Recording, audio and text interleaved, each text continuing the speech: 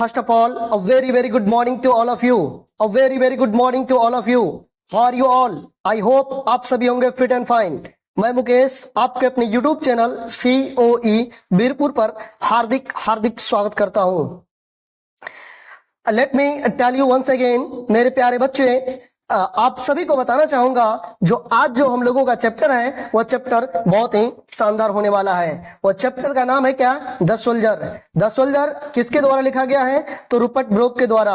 और हम लोग जानेंगे रूपर्ट ब्रोक ने क्या क्या लिखे हैं, इनके बारे में हम लोग समझेंगे। यह जो टोटल कविता है आपका पूरा अगर देखा जाए तो यह कविता मात्र आपका 14 लाइन का कविता है। यह एक कविता में अगर बात किया जाए तो यह एक सोनेट है। केवल एक ही कविता है जो आपका ये सोनेट है। अब आपके ध्यान में क्वेश्चन आया होगा, सर सोनेट है क्या? सोनेट कहते किसको है? यह 14 लाइन का कविता है।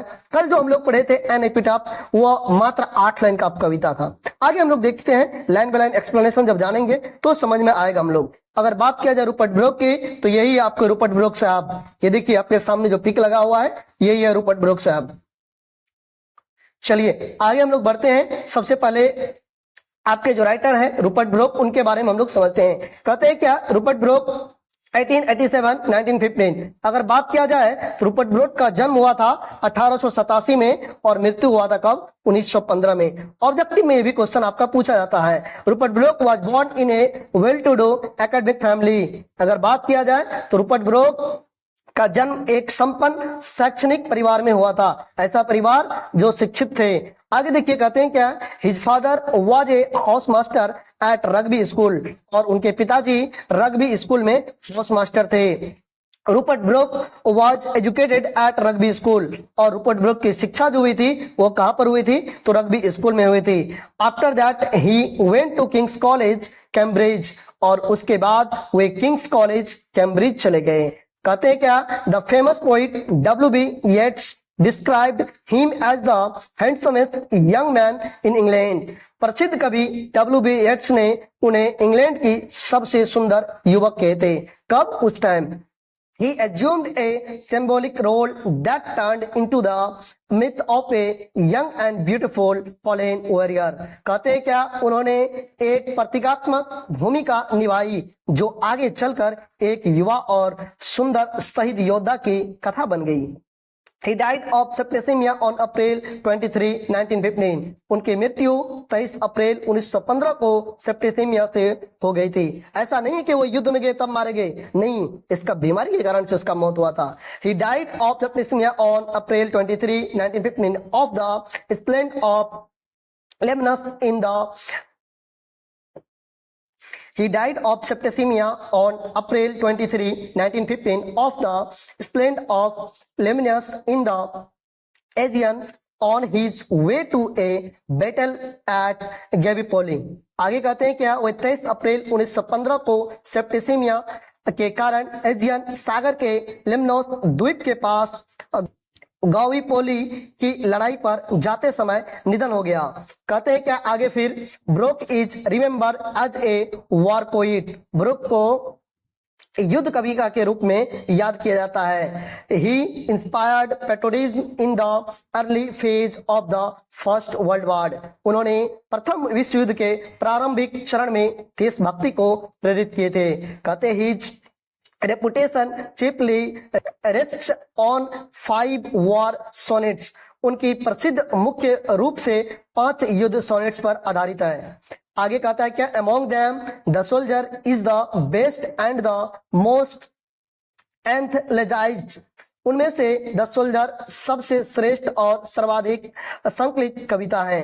आगे हम लोग समझते हैं जो ऑब्जेक्टिव क्वेश्चन है आपका किनके रिलेटेड? जो आपके राइटर हैं रूपर्ट ब्रोक, इनसे रिलेटेड हम लोग समझते हैं। कहते हैं क्या? When was Rupert Brooke born. Rupert Brooke का जन्म कब हुआ था? तो आप क्या टिक करेंगे? 1887 में उसका जन्म हुआ था, तो ऑप्शन नंबर आपका बी हो जाएगा।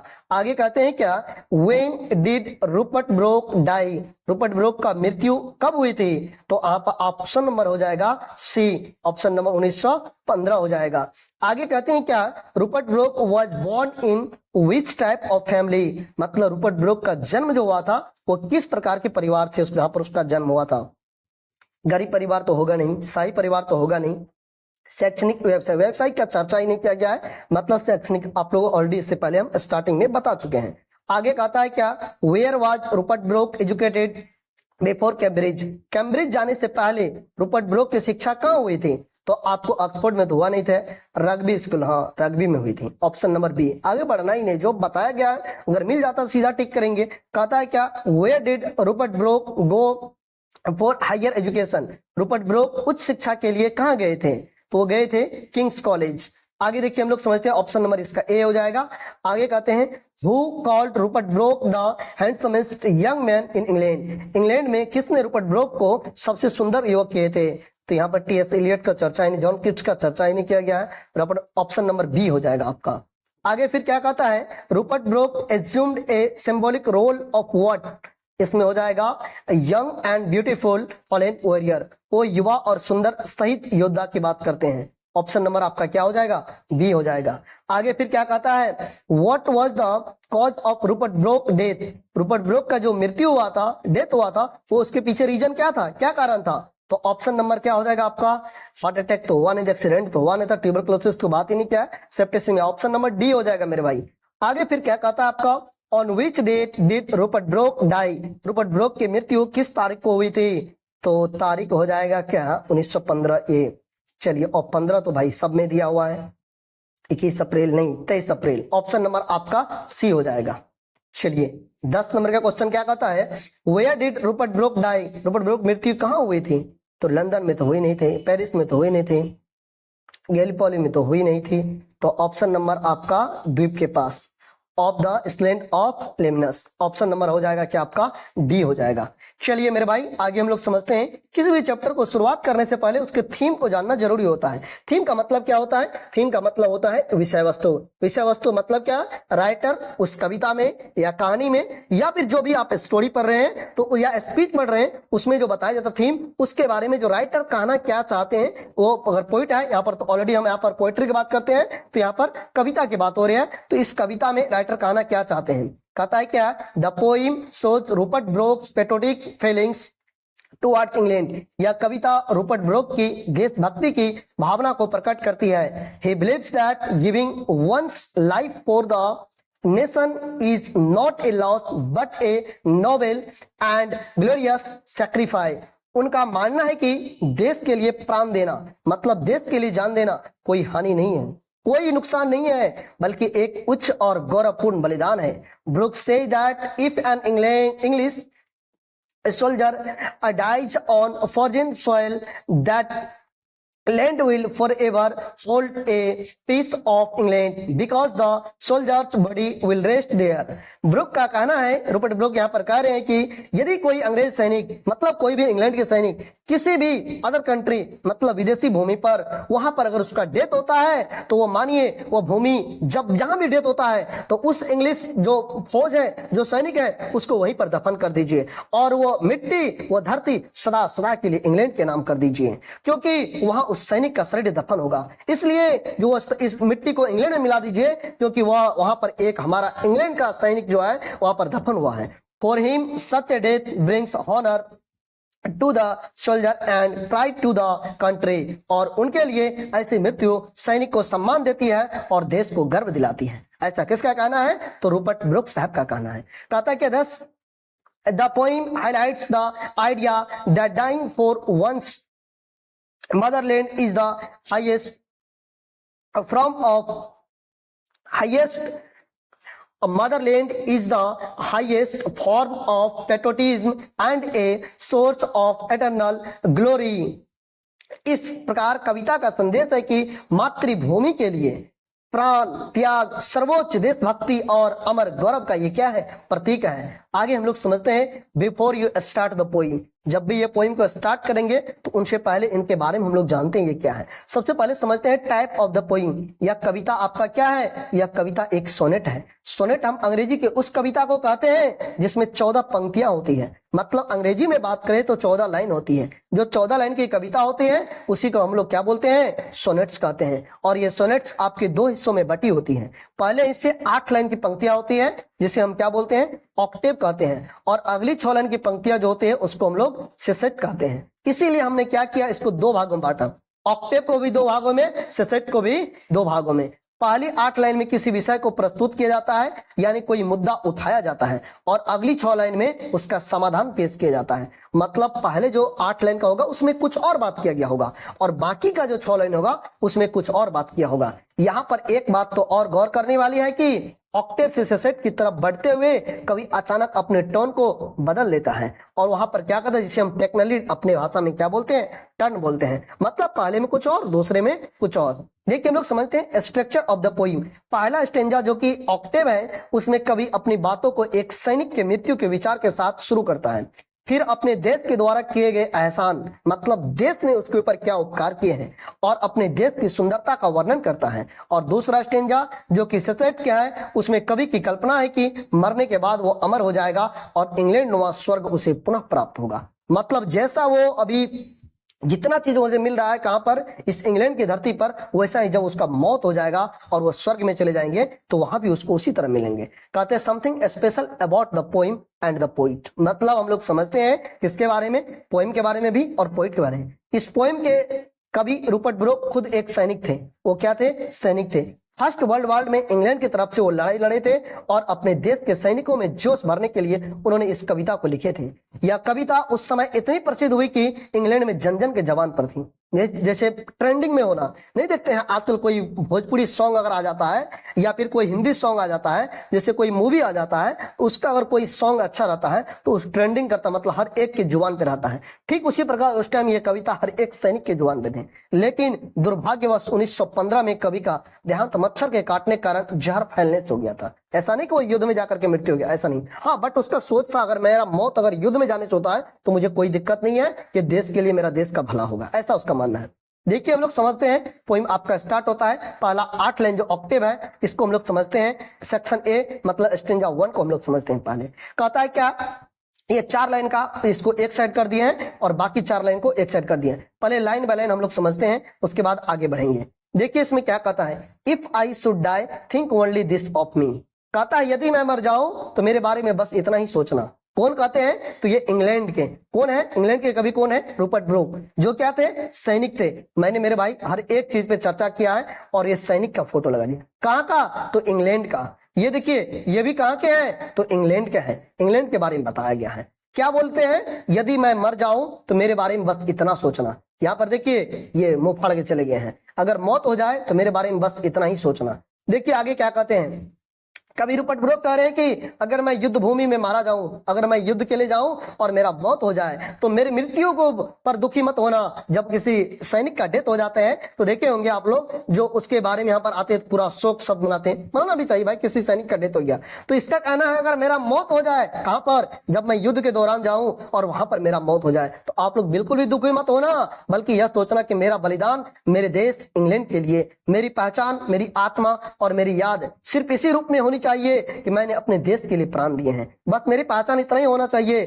कोई एक सैनिक थे रूपर्ट ब्रूक जो अपनी जान किसके लिए दिए, इंग्लैंड के थे, इंग्लैंड के लिए। वैसे भी एक सैनिक का डेथ होना अपने देश के लिए उससे बड़ी कुर्बानी और कुछ नहीं होता है। कहता है that there is some corner of a foreign field, और ये बताते हैं क्या, यदि किसी पराई धरती पर एक कोने में अगर वहां पर मेरा मौत हो जाता है, किसी भी मेरे साथ साथ मेरे कोई और साथी का भी, सैनिक का भी जो इंग्लैंड के होने वाले हो, अगर वो युद्ध के दौरान जाते हैं और किसी पराई धरती पर उनका मौत हो जाता है, तो उस सब को उसी जिस भी विदेशी धरती पर हो वो अदर कंट्री में उसी में उसको दफना देना चाहिए, और दफनाने के बाद वो मिट्टी, वो धरती सदा सदा के लिए इंग्लैंड के नाम कर देना चाहिए। मतलब देखिए कितना उसको अपने देश से प्यार था, जो मौत हो जाएगा तो मिट्टी को भी किसके नाम कर देगा, इंग्लैंड के नाम कर देगा। भाई गजब का इसके अंदर देशभक्ति है। कहता है that is for ever England, वह जगह हमेशा के लिए किसका बन जाएगा, इंग्लैंड का। यह है इंग्लैंड का नक्शा। मैंने जितना हो पाया आसान करने का मैंने उतना समझाने का प्रयास किया। यह पूरा आपका नक्शा है और इसमें क्या आपका, ये इंग्लैंड का है, यहाँ पर देख लीजिए। आगे देखिए हम लोग फिर समझते हैं ये क्या बताए हैं। कवि का मानना है कि जहां उनका शरीर दफनाया जाएगा वह जगह अब सिर्फ साधारण विदेशी भूमि नहीं रहेगी, बल्कि इंग्लैंड का हिस्सा बन जाएगी, क्योंकि वहां अब एक अंग्रेज की सैनिक की मिट्टी, मतलब वो शरीर उसमें क्या हो गई है, समाई गई है। यह देशभक्ति की चरम भावना कि सैनिक के बलिदान हर विदेशी भूमि को अपने देश का टुकड़ा बना देता है। आगे बताते हैं क्या, there shall be in that rich earth a richer dust, अपने आप को एक समृद्ध कण मानते हैं। कौन? ये मानते हैं रूपर्ट ब्रूक। और रूपर्ट ब्रूक का कहना है क्या, अगर हमारा जो मौत हो जाए और मैं जिस भी मिट्टी में जाऊं, ऑलरेडी जो विदेश का कंट्री, विदेश का जो धरती है वो ऑलरेडी तो समृद्ध है ही, लेकिन एक अगर इंग्लैंड का कोई सैनिक उस मिट्टी के अंदर दफना दिया जाएगा तो वो और अधिक मतलब समृद्ध हो जाएगा। और वो बोलते हैं अपने आप को एक कण मानता है, धूल मानता है, और वो बोलते हैं अगर ये धूल उससे कण उस मिट्टी में चला जाएगा वो और अधिक समृद्ध हो जाएगा।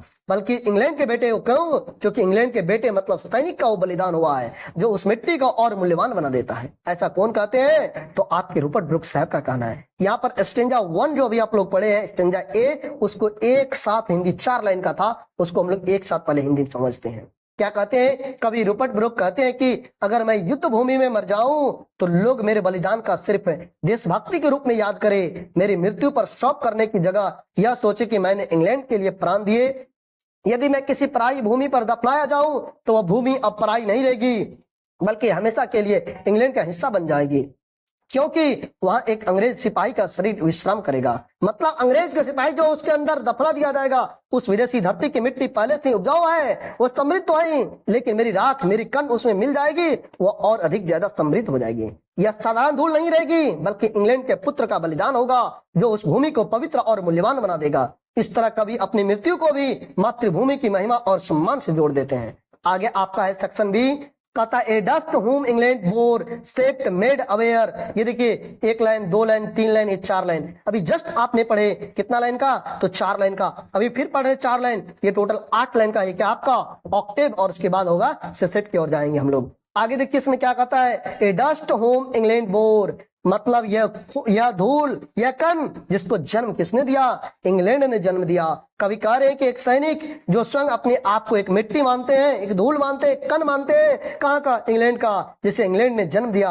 मतलब यह कि उसका अस्तित्व, उसका जीवन पूरी तरह इंग्लैंड की देन है। यह धूल शरीर उसी की है जिसे इंग्लैंड ने जन्म दिया। इंग्लैंड ने उसे पाला और पोसा और इंग्लैंड में ही बड़ा हुआ।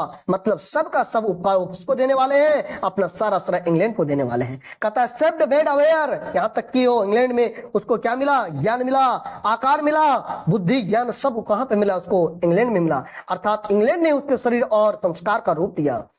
इंग्लैंड ने उसे केवल जन्म ही नहीं दिया, बल्कि उसका निर्माण किया और जीवन का सही ज्ञान भी प्रदान किए। मतलब जो कुछ भी उसके पास नॉलेज है वह सब किसका देना है? इंग्लैंड का देना है। कहता है gave once her flowers to love her ways to roam, और यहां तक कि उसको इंग्लैंड ने घूमने के लिए बागीचा दिए और वहीं के हवाओं से, वहीं के ये बता कि वेज टू रोम, वहां पर घूमने के लिए वहीं के फूलों से उन्हें प्यार हुआ और वहीं पर वो सौंदर्य आनंद लिए।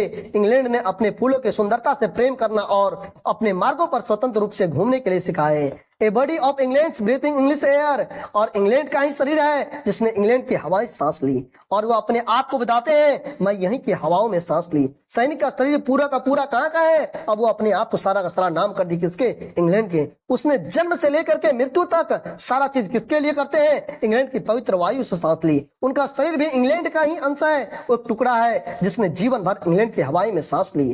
कहता है washed by the river blessed by suns of home, यहाँ तक कि वो इंग्लैंड की नदियों में क्या किए? नहाया, और यहाँ की जो भी आशीर्वाद पाया वो कहाँ पर? इंग्लैंड में ही पाया। यहाँ तक कि सूर्य की रोशनी, वो इंग्लैंड के सूर्य की रोशनी से ही उसने पला बढ़ा और आगे हुआ।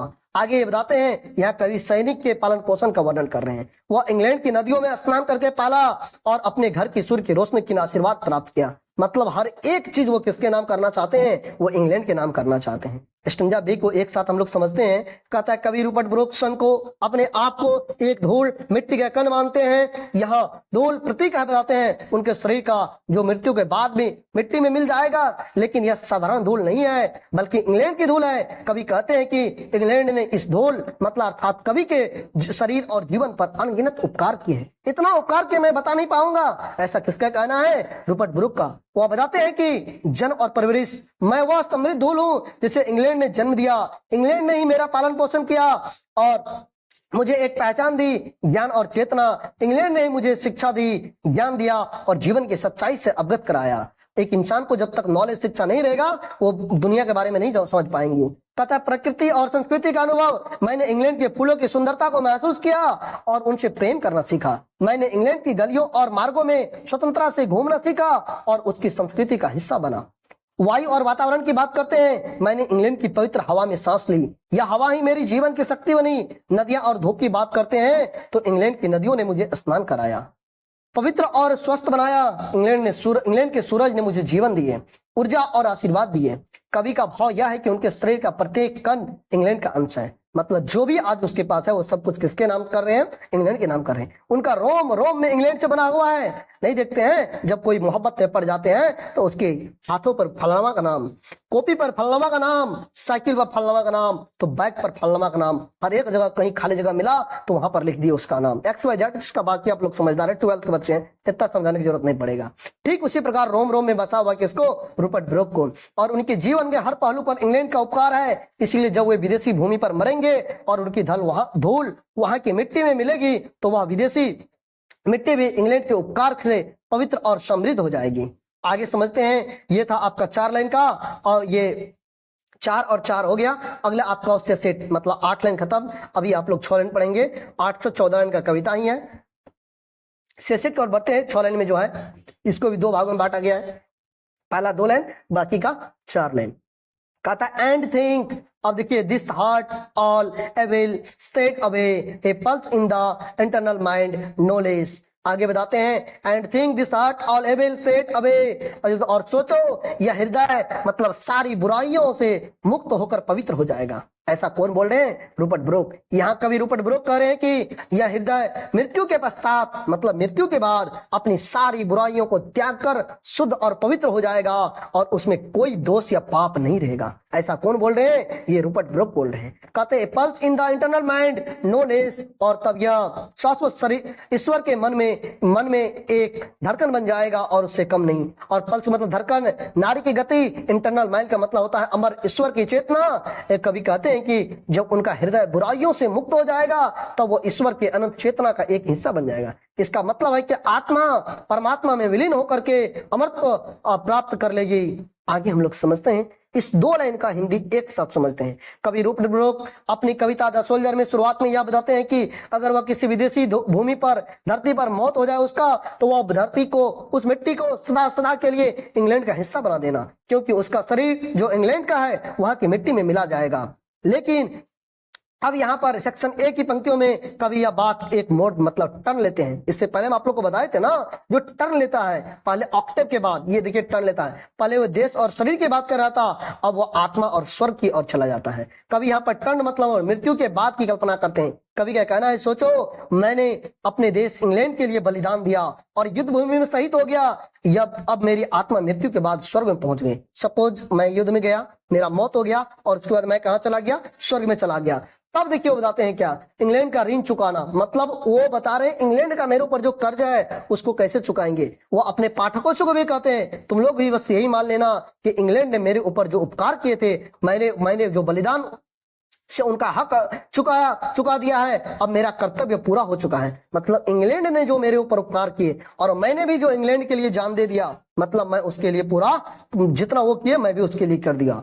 युद्ध का बुरा दौर समाप्त हो गया है। और कभी ये आगे बढ़ते हैं और कहते हैं वो समझो युद्ध का बुरा दौर समाप्त हो गया है, अब मेरे लिए ये खत्म हो गया। युद्ध से जुड़ी सारी पीड़ाएं, संघर्ष और दुख अब पीछे छूट गए हैं और आत्मा की पवित्रता की बात करते हैं। मृत्यु के बाद मेरी आत्मा सारी बुराइयों और पापों से मुक्त होकर पूरी तरह से शुद्ध और पवित्र हो गई है। पहले का हृदय जिसमें कामना, लोभ, भय, बुराई थी, अब वह सब कुछ छोड़ चुका हूं। और ये बोलते हैं क्या?